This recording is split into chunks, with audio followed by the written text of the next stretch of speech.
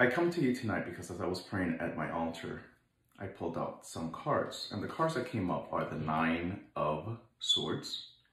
We have the Two of Wands, and we have the Ace of Pentacles. Very quickly, I want to share this message for you.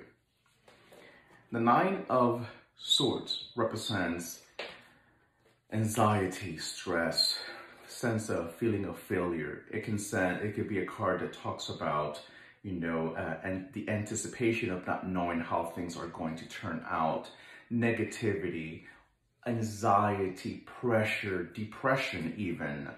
But the thing about the Nine of Swords is that some of you could be tormenting yourself more than you need to.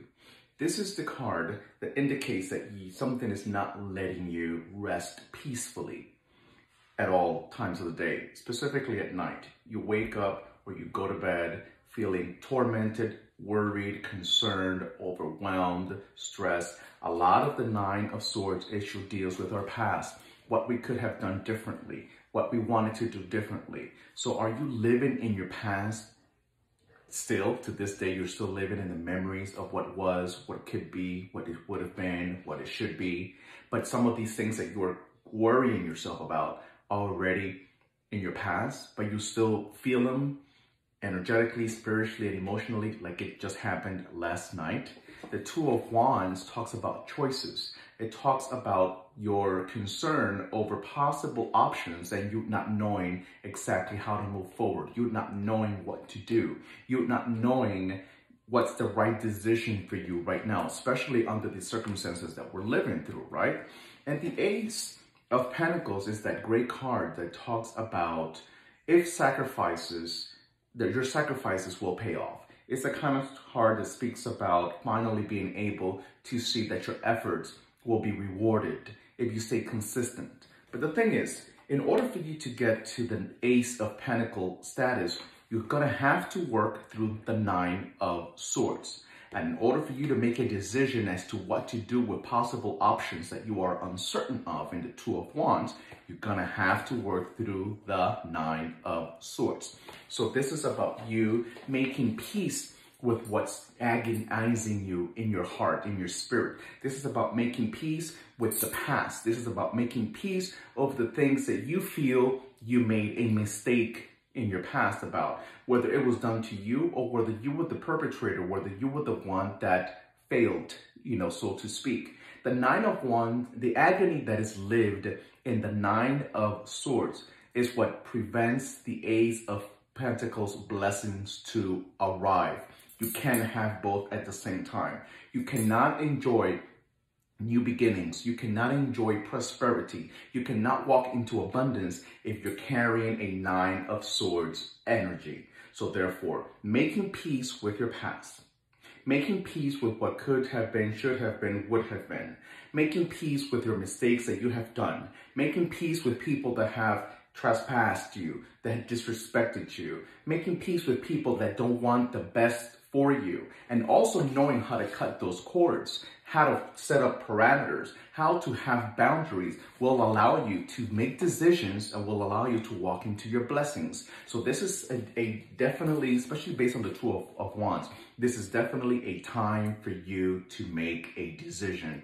But this is the thing. We can, the Two of Wands, because it comes up with the Nine of Swords, I would not make any sudden decisions right now if I were you on anything work-wise, business-wise, relationship-wise. I would not make any decision right now if I were you. I would ponder on it, I would think on it, I would meditate on it, I would consult with spirit, I would have a reading if that's even necessary, but I would not make any sudden decisions because the anticipation of two options, the anticipation of whether or not you're going to move, the anticipation of whether you're going to relocate, the anticipation of whether you're going to take a new job, the anticipation of whether or not you should accept new proposal, partnerships, has you on the fence, not knowing how to move forward and move ahead. But tormenting yourself will not really help you into making the best decision for you. Another thing that I want to put out there is the fact that you are perhaps uncertain as to how to move forward and what decision to make Because you've tried in the past and you failed.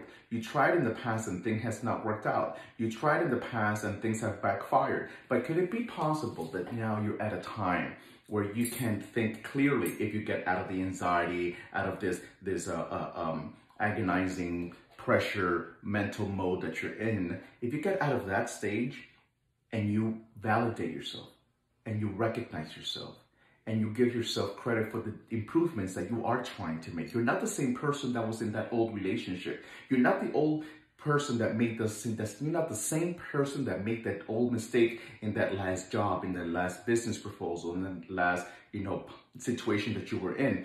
Therefore, you have to give yourself credit because you have learned, you have been in ugly things before, you have been in ugly situations before, you have been in things that have not been rewarding for you, and you should not be making the same mistakes. So give yourself credit for learning the negatives, learning the negative aspects of why you committed these mistakes before, why you allowed people into your life that you shouldn't have allowed, why you prolonged a relationship that your gut feeling was already telling you that was going to go down the drain.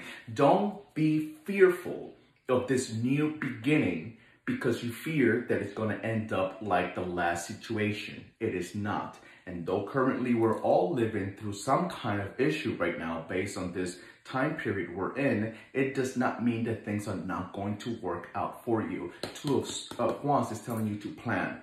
Two of Wands is telling you to lay all your options on the table. Two of Wands is telling you not to make a sudden decision. Two of Wands is telling you that there is better things to look forward ahead if you plan accordingly, if you don't give up too soon, if you're not so strict and so hard on yourself, if you're not against collaborating, if you're not against partnerships, if you're not against having help.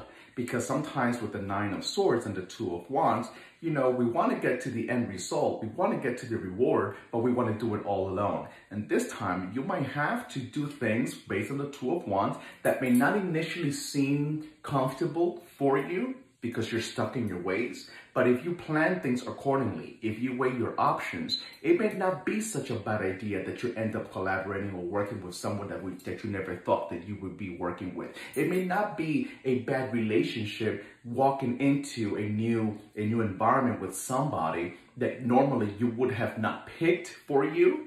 But life, destiny, spirit, your ancestor, your guardian angel, the creator, your God, has placed this new person in your path so that you can look at things differently outside from your ego. I hope this helps you. If you need more guidance into decisions that you need to make into your life, I'm here for you. Let's do a reading. I think it's probably time for you to check in with Spirit and see what Spirit says. May you be blessed. May your families be blessed. May your loved ones be blessed. May your goals and ideas be blessed. And I hope that the rest of your week is more than blessed. Stay healthy, stay safe, and talk to you soon. This is Spiritual Dr. Afi.